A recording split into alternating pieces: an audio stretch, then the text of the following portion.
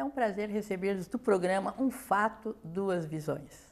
Aqui ao meu lado a professora Márcia Batista, da Faculdade de Ciências Humanas e da Saúde, e eu, Neide Noff, da Faculdade de Educação. Hoje conosco a nossa convidada, a Maria Celina Teixeira Vieira, e da Faculdade de Educação, que vai nos provocar, né, hoje com o tema aprendizagem, seria desafios da aprendizagem para os estudantes. Isso, Celina? Isso mesmo. Então, a questão é, quais são os desafios para a aprendizagem desses estudantes? Celina trabalha no ensino superior, trabalho já na educação básica, então, essa passagem do ensino médio para o ensino superior, desafios de aprendizagem, são os mesmos, são diferentes? Conta um pouco para nós o que você pensa sobre isso. Tudo bem. Num primeiro momento, eu quero agradecer a oportunidade de aqui estar a você, a professora diretora da Faculdade de Educação, Neide de Aquino Noffes, e a professora diretora da Faculdade de Ciências Humanas e da Saúde, Márcia de Almeida Batista. Obrigado. Muito obrigada. Imagina, é um prazer tê-la aqui. Muito obrigada. Agora, diante desse desafio, né? Um desafio que nós temos, né, enquanto professores, né, dentro do processo ensino-aprendizagem, é a questão da pesquisa. Os alunos chegam à universidade, boa parte deles, com muitas dificuldades para pesquisar.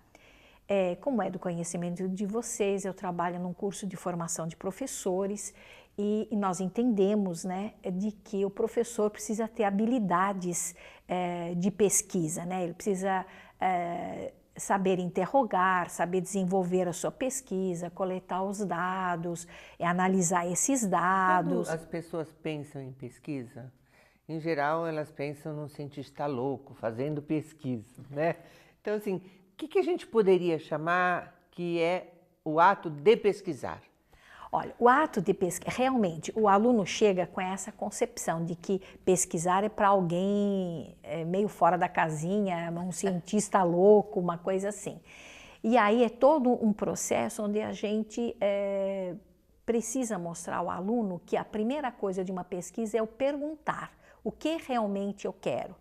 E para perguntar, primeiro eu preciso saber perguntar e depois eu preciso saber procurar essas informações. E ao procurar as informações, o aluno, boa parte deles acha assim, eu vou olhar na internet, eu vou olhar num livro, eu vou recortar e colar. A questão do ler, do compreender, do articular as ideias passa meio ao largo, né? Passa meio distante. Que fazer pesquisa não é juntar um monte de informação. Não, mas saber articulá-las. Não só. Isso é um vício que vem da escolarização, porque eu lembro que muitos professores ainda hoje, né, Celina, acham que pesquisar é exatamente isso que você falou que não é. Lê, recorta, cola, recorta, cola, recorta, cola. Isso. E aí é um desafio grande que a gente tem que mostrar ao aluno que não é isso, que ele tem sim, faz parte do ensino superior e do ensino médio também deveria fazer parte, até do ensino fundamental e até da educação infantil, ter esse saber pesquisar, um movimento para a pesquisa. É claro que dependendo da idade esse movimento é diferente. Uma criança pequenina não é a mesma coisa que uma criança com 15 anos que já tem um domínio, assim, começa a dominar um raciocínio mais abstrato. E no ensino superior mais abstrato ainda. Mas eles chegam com vícios de recortar e colar. E aí é todo um trabalho assim, vamos procurar compreender como é que esse autor se interliga com este. E aí eles têm que aprender a falar a interligação e mais do que falar. No ensino superior tem que saber escrever também, escrever essa articulação. E muitos deles têm dificuldade de fazer isso. Então nós temos uma preocupação no nosso curso de formar o professor com os domínios das habilidades para o ensinar, mas também para o pesquisar, embora nem sempre, quando uma vez formado, ele encontre todas as condições de pesquisa nas escolas que ele vai trabalhar. Mas ele precisa ter essa atitude para poder passar para os seus alunos, porque a pesquisa é um trabalho que o professor faz, mas também é um recurso de ensino que ele pode estar trabalhando com seus alunos, e no ensino superior ele precisa disso constantemente. Ele pode ou ele deve? Ele deve. Pode e deve. Eu acho que tem as duas coisas, no sentido de que uma visão mais clássica vai dizer assim, o ensino, a pesquisa vai trazer novos conhecimentos. Aí toda uma discussão Ele pode ser novo para a pessoa que pesquisa. Ele não precisa necessariamente ser novo para a área da ciência na qual ele pesquisa. Isso nós concordamos, mas nem sempre a academia concorda com isso. Mas, enfim, o professor, ele precisa, se ele não conhece, ele precisa pesquisar, precisa ter saber os meios de pesquisar, saber colocar o seu problema de uma maneira mais clara e mais objetiva, saber procurar informações, articular essas informações e ver como essas informações podem ajudá-lo na prática. Celina, quando você fala em pesquisa, eu lembro das metodologias ativas, que no ensino fundamental a gente tinha estudo do meio, ou seja, tinha um contexto que eu tinha que aprender, por exemplo, ensino rural, por exemplo, zoológico, que as crianças iam, e a gente começava sempre por uma pergunta. Né? A gente não ia ao zoológico para falar, vamos conhecer a girafa, os bichinhos. Não, assim, seria como vivem os animais, como se alimentam os animais, como é o contexto, está todo mundo junto, separado. Isto poderia ser entendido como o primeiro movimento que vem da escolarização, que é saber perguntar, porque é difícil saber perguntar. Precisa de conhecimento anterior para perguntar? Precisa sim de conhecimento anterior para perguntar, precisa ter algum conhecimento prévio a respeito daquele assunto. O professor, vamos dizer, do ensino médio ou de qualquer ensino superior também, né? Precisa conversar com os alunos a respeito do assunto que eles vão estudar, que vão pesquisar, para que o aluno tenha perguntas e ao ir ao zoológico, ao ir a um museu, enfim, a um estudo do meio, visitar uma cidade, por exemplo, uma cidade próxima de São Paulo, tenha perguntas para poder conversar, visitar um local, perguntar aos colegas, que vá ao zoológico, perguntar para a pessoa que alimenta os animais, por que dá aquele alimento e não outro, por que a girafa come isso e o leão come aquilo, e enfim, essas coisas. Precisa saber perguntar, precisa desses conhecimentos prévios. E esses conhecimentos prévios o aluno já traz, o professor municia de alguma maneira, o professor, no processo ensino-aprendizagem, o professor é sempre um mediador. Quem vai construir o conhecimento, quem vai articular é o aluno. Mas essa não é uma visão muito comum, não é?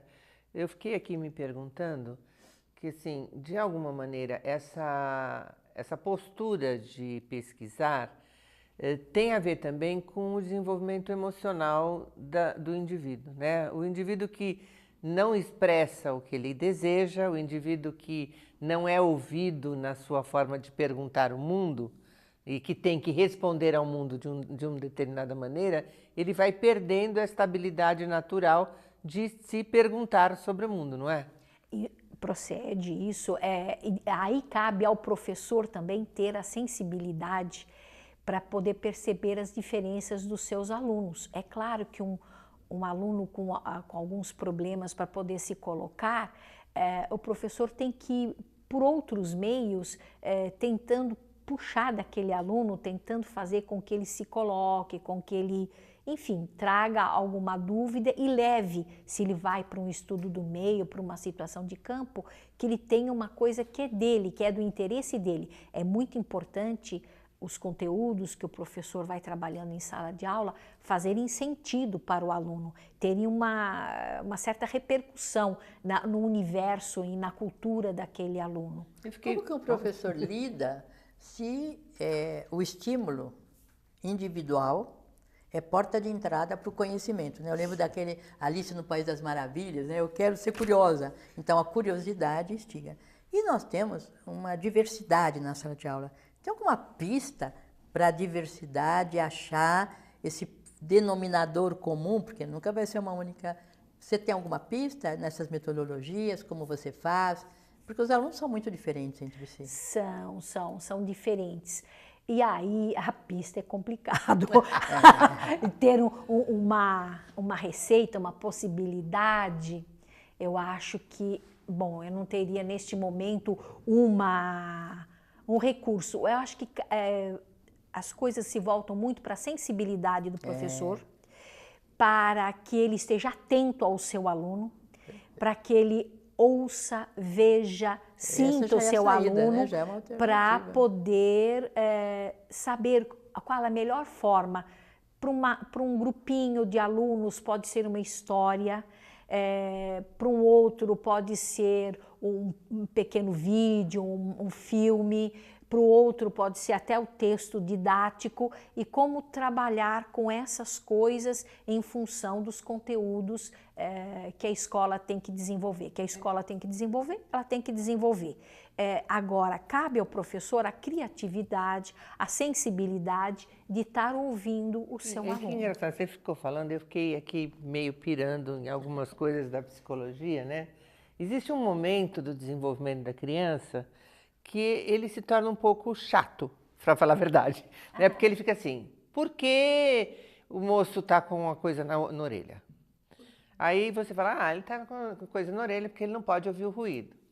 Por que ele não pode ouvir o ruído? Ele não pode ouvir o ruído porque o ruído é muito alto, estraga. Mas por que vai estragar? Assim, ele tem isto naturalmente no seu desenvolvimento. Sim. Né? E, de alguma maneira, eventualmente também ele faz perguntas que eu, como mãe, não tenho condição de responder. Eu lembro de uma época, uma vez que eu disse, mamãe não sabe isso, mas seu padrinho sabe. Ele falava, sabe sim. Eu falei, não sei, sabe sim, chegamos numa briga. Até a hora que eu disse para ele, então, eu sei, mas não vou responder, você vai perguntar para o seu padrinho. Então, dessa momento da criança, a forma como ele... É uma reflexão que eu queria ver o que você pensa a respeito. Sim. Que se nesse momento familiar, onde a criança começa naturalmente a fazer os seus porquês, se há um desenvolvimento disso, uma ajuda da família e uma aceitação da família dessa posição inquisitiva, você acha que isso facilitaria essa criança desenvolver a capacidade de pesquisar no futuro? Eu penso que sim. Porque se a criança já faz parte do desenvolvimento dela, o fazer perguntas, o querer entender por que está acontecendo, se a mãe, o pai, a família disponibiliza esse conhecimento e quando não sabe dizer, olha, eu não sei, vamos procurar juntos para ver se a gente descobre alguma coisa. Ele já vai percebendo no próprio desenvolvimento dele que tem coisas que os que estão próximos podem responder e tem outras coisas que ele tem que procurar talvez de um outro jeito. Ou pessoas, ou quando ele já for maiorzinho, através de leitura. Se ele vem com esse desenvolvimento, se isso foi um processo feito na educação dele, seja familiar, seja na escola, é claro que quando ele chega ao ensino superior, ele isso vai fazer parte dele, né? Ele naturalmente vai... Ele é aceito como uma pessoa que é capaz de fazer perguntas. É necessário fazer a pergunta, é necessário que a pergunta faça sentido para ele. Essa questão do sentido, do significado para a pessoa é muito importante, para que ele vá coordenando novos conhecimentos sobre aqueles que ele já tem. Porque tem uma visão de que o professor era um transmissor de conhecimento. Eu, na verdade, não concordo que ele é transmissor de conhecimentos, porque se for pelo adquirir conhecimentos, hoje em dia tem internet, tem os vários meios de comunicação, mas isso é só transmitir. Conhecimento não é uma coisa que eu recebo, eu ponho lá na minha cabeça, em todas as caixinhas e pronto, e fecho depois todas elas. Não é isso. Conhecimento, eu tenho que articular o que eu estou recebendo com aquilo que eu já tenho. Eu posso ter só um pouquinho, mas se eu já articulo alguma coisinha, vai ficar um pouco maior. E assim sucessivamente. E se isso começa na infância, junto à família, junto à escola, é claro que essa criança chega na escola com background de habilidades, não só de conhecimentos, mas de habilidades maior, e que diante dos desafios, porque a vida oferece desafios, seja na escola, seja fora da escola, e aí ele tem meios de procurar isso.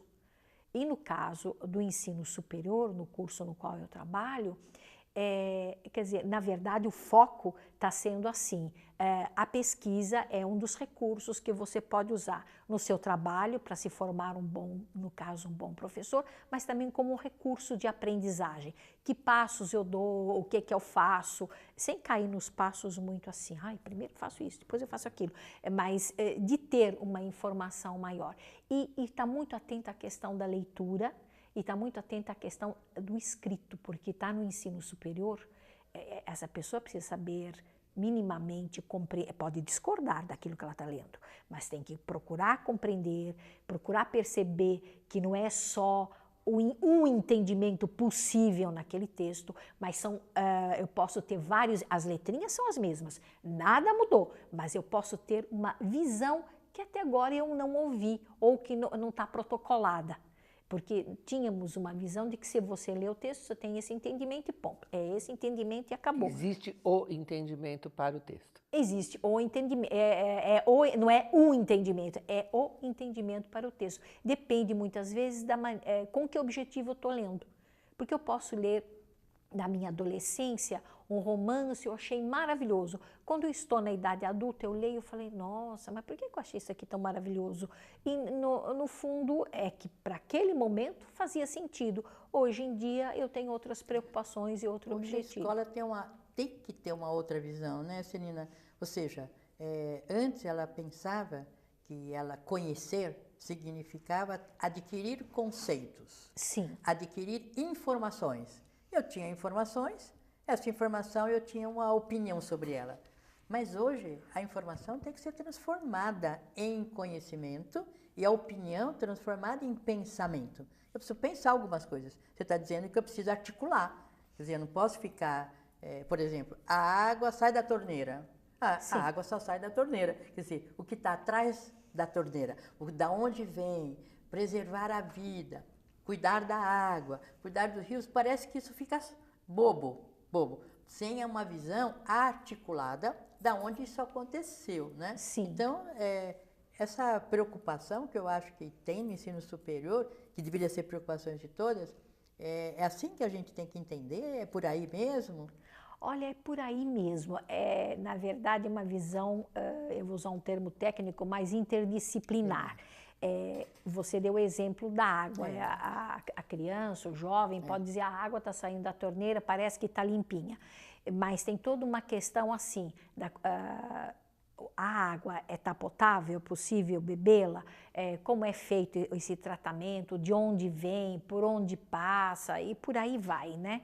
Essa visão interdisciplinar é muito importante. Por isso que quando a gente lê, eu vou voltar para o texto escrito, quando eu tenho 15 anos, eu tenho determinados conhecimentos, mas quando eu tenho 30, eu já adquiri outras coisas, outras visões, outras experiências, então eu fico com um olhar diferenciado, porque eu estou articulando uma série de informações.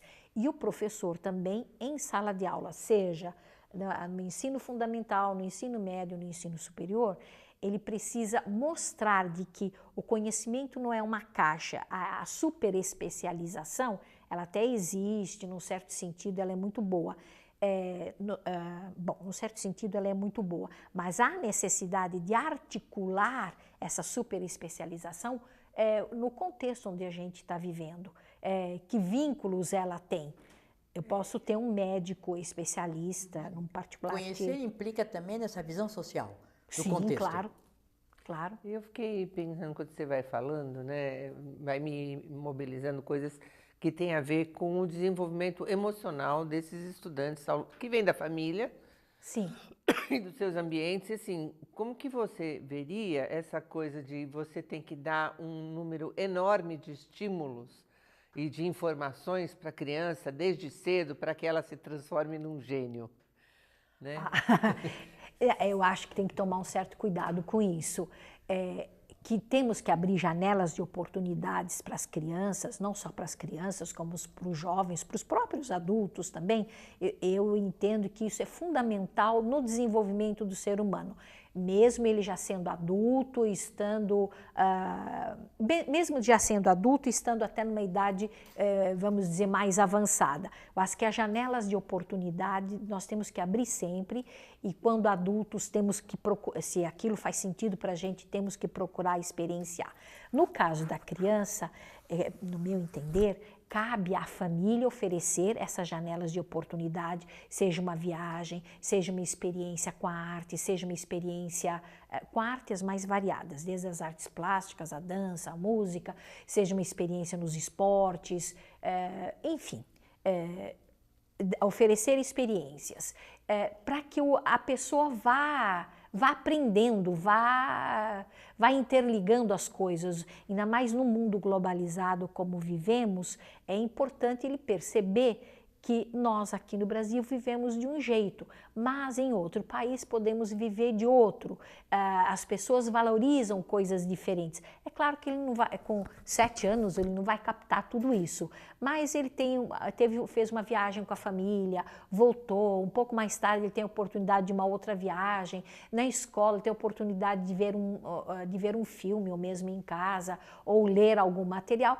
Todas essas coisas vão se articular para que o professor também, bom, eu estou sempre focada no professor, né? Mas que o professor também possa trabalhar isso e conhecer essas vivências que os alunos têm, pelo menos saber dessas experiências, para ele poder articular as coisas. Na sua fala atual, você trouxe um componente que me pareceu interessante, que é o conhecimento articulado à experiência, né? Quer dizer, não existiria um conhecimento de 4 paredes presos na escola, né? Mas sair desta escola no sentido de adquirir experiências, conhecimento.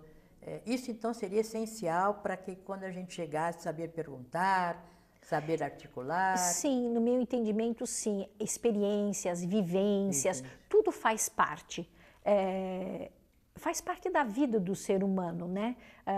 O conhecimento mais teórico, a experiência, a vivência, tudo isso faz parte daquele ser humano, do ser humano, e é com isso que ele vai ter.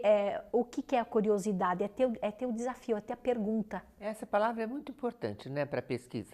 Sim, sem ela a gente não consegue caminhar.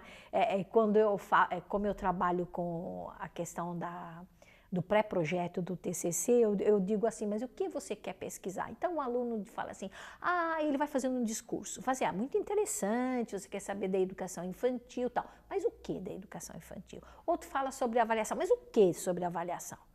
Aí eles olham, aí depois eles vão, é lógico, alguns têm mais dificuldade, outros menos dificuldade, mas aí eles vão pontuando o que eles querem e procurar uma informação. Às vezes eles pensam que vão encontrar, sim, uma chuva de informações e que vão encontrar a solução. Eles ficam tão decepcionados que o caminho é um caminho árido da pesquisa, né? É que é engraçado, você sabe que eu tenho uma questão com essa história, né? Que assim, eu sou da opinião de que eu não tenho pergunta nenhuma, eu descubro a minha pergunta no final do doutorado ou no final do mestrado. Eu discuto isso com várias pessoas o tempo todo. Eu sempre acho que a pergunta ela vai se tornar clara quando eu terminar. Né? E às vezes essa coisa de eu ficar embatucando com o aluno no TCC, qual é a pergunta que você tem, me impede de caminhar com ele. Então, eu, em geral, fico perguntando o que ele faz, como é que ele faz, o que ele se interessa, e aí eu consigo fazer umas articulações, assim, sei lá, ele gosta de flamenco e se interessa por psicodrama. Então, como é que... E aí a gente vai construindo uma pergunta, no final a gente vai descobrir qual é. Então, na verdade, a experiência dele, a vivência dele é no contexto que ele vive, dá uma área temática, na área temática da vida dele, ele vai vendo o que ele quer. Né? Porque eu acho que às vezes quando a gente fala assim, qual é a sua pergunta, ele fica pensando tanto uma qual é a pergunta tão formal, não é? que ele não vai. Mas eu tenho, pela sua fala, na verdade, o que você está fazendo com ele? Ele chega para você e diz assim, não sei direito o que é que eu vou perguntar. Aí você vai, o que é que você vai fazendo? Você vai puxando dele o que ele gosta, o que ele não gosta, como ele quer Flamengo e quer articular com a parte, com o psicodrama. Aí você vai puxando tal, mas ele precisa de uma direção. Quando eu falo pergunta, não quer dizer, eu tenho uma pergunta formulada com começo, meio e fim, claro, com pontinho de interrogação e tudo. Mas não, eu tenho uma direção. Naquela direção, eu dou lá meia dúzia de passos, não sei se meia dúzia, pode ser muito mais, mas dou alguns passos, e aí eu vejo que, bom, é nessa direção, mas eu quero esta sutileza e não aquela. Aí eu vou refinando a minha pergunta, mas um objetivo, uma diretriz, eu preciso ter. Um foco. E eu acho que é isso que você, no seu diálogo com os alunos, você constrói. É lógico, o aluno faz lá uma porção de disciplinas quando ele está no mestrado, né? Mas agora a professora, ela vai estar me orientando aqui o mestrado, mas o que eu vou pesquisar? Mas ele também já sabe, bom, esta professora é especialista nesta área. O que você quer deixar de mensagem para nós aqui, ao finalizarmos o programa, o bloco?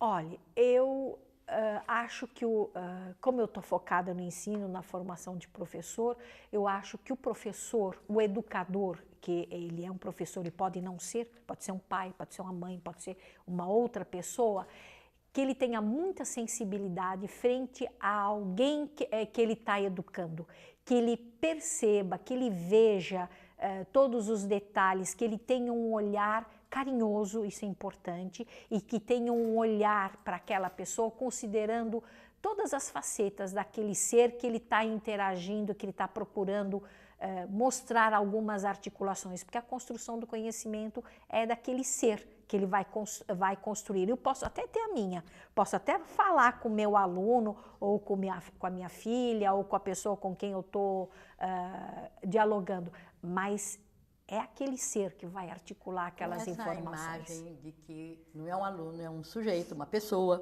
que está ali, né? Mais importante do que a pessoa do aluno, a pessoa humana que está ali para aprender, para viver carinhosamente, a nossa afetividade, é que a gente encerra, então, os desafios da aprendizagem hoje. Obrigada, até a próxima.